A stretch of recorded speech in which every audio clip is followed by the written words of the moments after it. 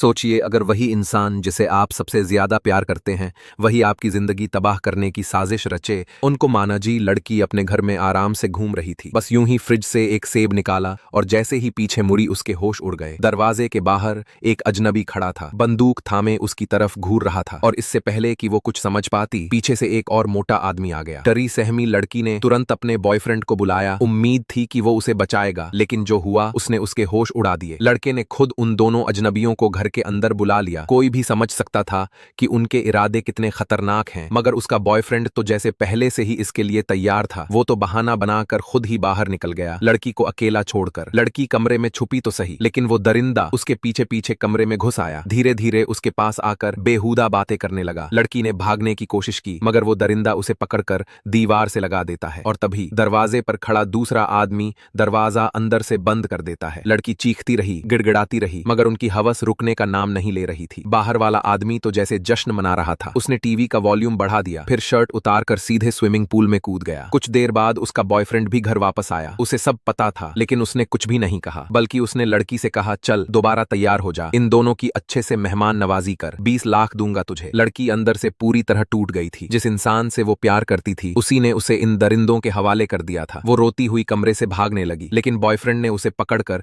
उसके चेहरे पर जोर से मुक्का मारा, फिर जलील करते हुए बोला, तू मेरे लिए सिर्फ एक खिलौना है जिसे जब चाहा बदल दूं। लेकिन लड़की हार मानने वालों में से नहीं थी। जैसे ही लड़का पीछे मुड़ा, वो पूरी ताकत लगाकर बाहर की तरफ दौड़ी। पीछे पीछे तीनों दरिंदे उसके पीछे भागने लगे, नंगे पैर कांटों पत्थरों पर दौड़ते हुए। पर आके आगे एक गहरी खाई थी, पीछे मौत। लड़की रुकी, पलटी और बोली, अगर आगे बढ़े तो मैं खुद को खाई में